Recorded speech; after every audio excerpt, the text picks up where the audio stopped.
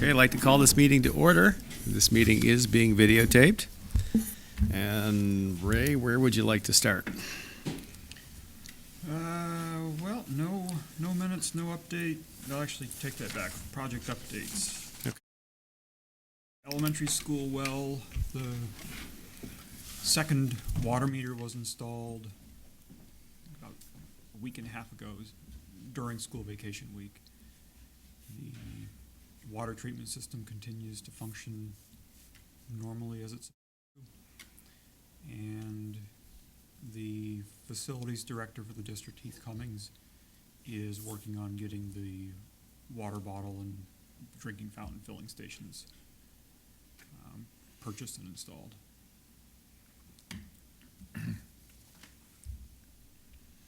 Anything else on project updates? That's it. All right, well, we go to police cruiser accident update on insurance settlement, replacement cruiser. We've received 2 settlement checks from the insurance company. For the vehicle portion, it was the $36,778.30. I think that might have been reported last time. Since then, we also received in for the equipment $4,599. Chief Redmond is going to be contacting the insurance adjuster to find out how they arrived at that figure. We never saw any details and calculations as the check showed up. So to Chris, it felt a little bit low. So we want to track that down and figure out if that's a fair number. On this week's vendor warrant, there's an invoice to MHQ for the new cruiser. That's $30,835.60. And that the new cruiser has been marked with the town of Gill graphics, and now it's down at Marcotte Ford getting the upfitting, I guess is the word for it. Do we know what that upfitting and graphics and so on? I think it was in the 10,000 range, but I'm not 100% sure on that cost. I don't know why I either have 89 or 98 in my head from the conversation 2 weeks ago. And I can't tell you which one of those numbers, but it was in that. Which I know Chris was hoping most of the insurance was going to cover most of it, so was a little bit of a low number when we saw that.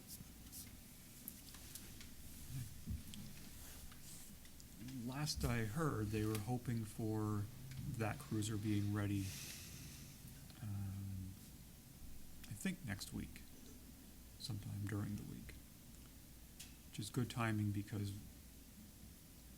one of the other cruisers, the other 2013,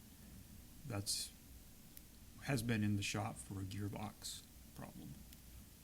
They should be getting that back probably today.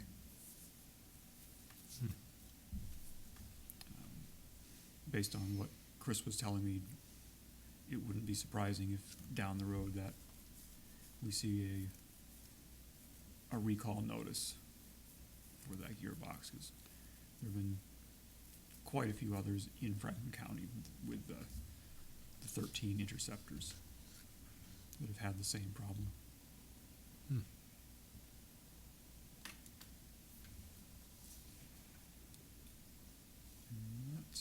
That's it for that. That's it for that.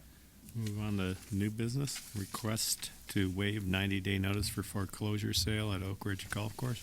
Let's stay on the other one just for a second, which is we're going to find ourselves responsible for the cost of that gearbox.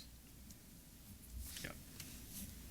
And then if there's a recall notice and people after us don't have a cost associated with that gearbox because it's a recall, do we have any recourse? Check with the dealer. Right. So I know recalls that I've had on my car. It always talks about bring it to your dealer to have it fixed, or if you've already paid for this work, then you supply the proof. Okay, good. So, and it's still very much a guess that this will become a recall, but it just seems Right. like with so many within the county all having the same kind of problem, the likelihood is there. Okay, I'm satisfied. Let's we move on to can- the golf course. So, I think how to launch into this one. In March. Usually the driver. I'll Certainly not a one-iron. In March, there was a newspaper story announcing that the owners of the Oak Ridge Golf Course had filed for bankruptcy. We're fast forward a month and a half, and now the town has been notified that the bank that holds the mortgage on the property is going to be holding a foreclosure auction. And that's tentatively scheduled for May 22nd. I think whether I have 11 a.m. May 22nd. And I believe there'll be a bankruptcy auction that same day. So the foreclosure auction would handle the land and the buildings, and then the bankruptcy auction would sell off the assets. So the reason I say tentatively scheduled is the land for the golf course is enrolled in the state's Chapter 61, Chapter 61B land protection program. It's a way of landowners receive a decent break on their land taxes in exchange for agreeing to adhere to certain kinds of uses. The Chapter 61 is for forestry uses, so you have a forest management plan. You maintain the forest as in a way that you work out with your own forester. And then the greens, the fairways for the golf course are enrolled in the Chapter 61B, which is a recreational use program. For both of those, 61, 61B, to enroll, the landowner signs or agrees to a lien held by the town, which involves, if there's a change of use to the land, then there can be rollback taxes covering 5 years. So whatever taxes you would have paid outside of the Chapter 61 program get paid plus interest. And there's also a right of first refusal. It's how the town acquired the Maria Monte property. So if there was a sale going on and it was a property that the town wanted to match whatever market value price was set, then the town could step in and purchase the property. Now that the right of first refusal doesn't apply in this case. There is a carve out that mortgage sales, foreclosure sales, it doesn't trigger that. So we're not in a right of first refusal situation. And getting back to the main point, although there's no right of first refusal, the law does require that the town be given 90 days notice of a foreclosure sale. So what the bank's attorney is asking, and that's what we're talking about it tonight, they're asking for us to waive that notice period. I've talked to town council, I've talked to Department of Revenue, legal advice there, and having 90 days notice for a foreclosure sale doesn't do us a whit of good. Our rights are still protected. Whoever buys the property through auction, the lien is still in place for them. So if the new owners were to change the use, if they were to attempt to sell, then rollback taxes would be calculated. The right of first refusal would be triggered. But for us to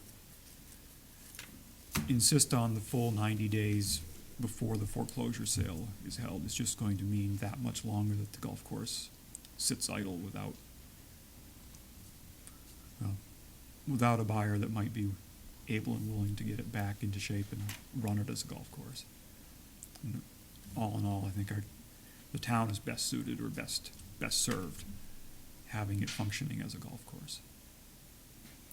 So my recommendation is the town waive the 90-day notice and allow the foreclosure sale to happen on the 22nd. A motion? So moved. Second. Any further discussion? I think Ray's covered it. I just, want to make sure that it's the right thing for the town. My The- first concern with the town, but also that if this is gonna go to auction, that as long as we're protected, not delaying it was important, because if Mhm. you let it go too Yeah. long, Then it can't be used for its, it makes it a much less desirable location to try Right. to, because now I don't have to bring one back that's a little bit out. right. I've gotta, Yeah, my understanding is that 61B, it can transfer to whoever the new owners are, and that, right? I mean, it's really when you change the actual land use that then you get the rollback. So as long as they're not Right. planning on changing the land use, we're protected. Yep. Mhm. Yep. Any other discussion? Okay, all in favor? Aye. Aye. Aye.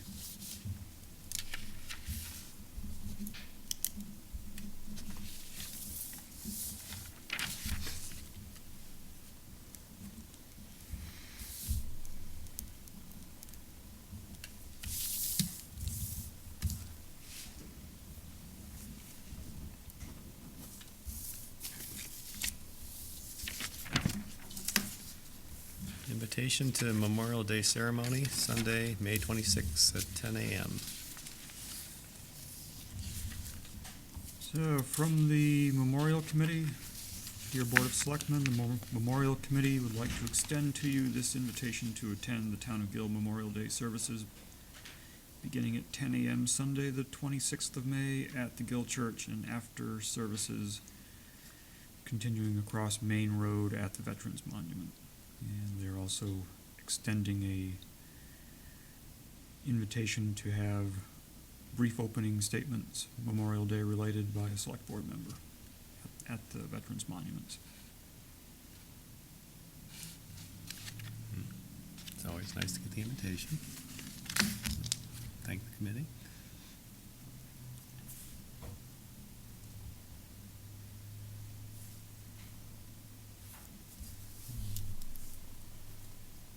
Guess we okay to leave it as whoever will do this? Yeah, Or- I have to look at my calendar, and I'm sure you guys are. I have to look at mine too. Yeah. I know where I am at that point, I won't be there. Yeah. I think you'll be chair at that point, Yeah. I'll be chair at that point. so No, it's your, probably falls to me if, well. I mean, if I you- mean, if it's you my can't- opportunity. I was gonna say it's your opportunity. Yes, it's my opportunity. If you can't let me know, no. Yeah, okay. Okay. All right, town meeting warrant article, local option room occupancy excise tax on short-term rentals. Massachusetts General Law, Chapter 64G, Section 3A. So I put this on initially just because I know the FERCog had done some a workshop on changes to the law, state law regarding short-term rentals. And I knew there's an opportunity for towns to charge local excise tax. And I remember that a while ago, we had adopted that local option for hotels and motels. And it seemed like at least worth the discussion that, well, if we're applying this local option tax to those categories, that fair is fair, and we ought to add it to the short-term rentals. So Airbnb, VRBO, a few other sites like that that do short-term rentals. So that's why it showed up on the agenda for tonight. But then, as I was doing more research after getting the agenda posted, well, it turns out we're covered. The law that we adopted in 2009 for the hotel and motel, it's the very same law that covers the short-term rentals. So Gill already has a 6% local option excise tax in place, and that will start applying beginning July 1 this year. So any short-term rental operators in Gill, they'll need to register with the state. I think permits required from the health program, I believe. That's still up in the still air. in the air? Yep. Might But be. DOR is gonna be requiring them to register with them. That's where the money goes through that. So, Our latest, I think our latest result was that we are able to. Next month, the Oversight Committee, there will be a discussion and a vote as to whether we are going to permit them or not. It's difficult because they're not licensed as a B&B per se. They're a different type of thing, so it's more of a, you're looking at the housing and the rooms and how the room is versus in a traditional B&B, you want to look at the kitchen. yeah, So it's a much different operation.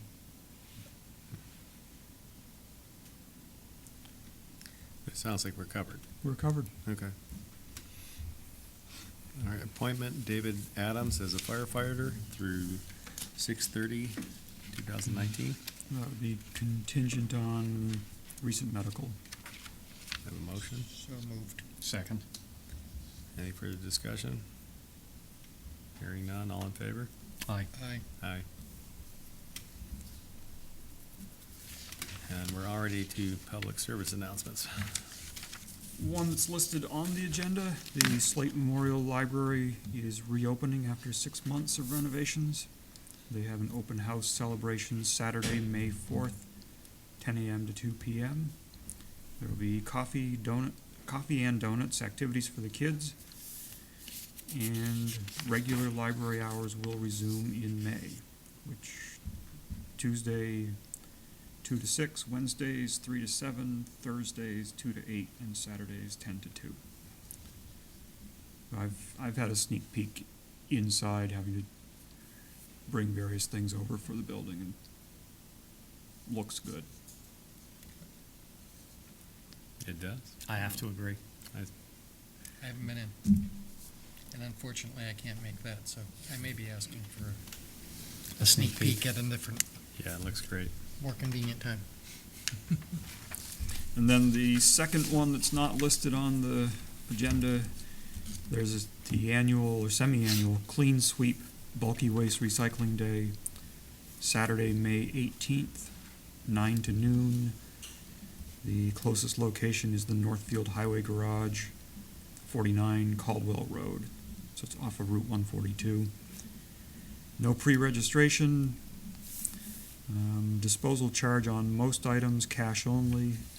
It's a way to get rid of tires, TVs, computers, scrap metal, appliances, clean, dry, bagged textiles, books, construction and demolition debris, carpeting, mattresses, furniture, electronics, microwaves, barbecue, grill tanks, and a whole lot more. All right, if there's nothing else, that ends this portion of the meeting.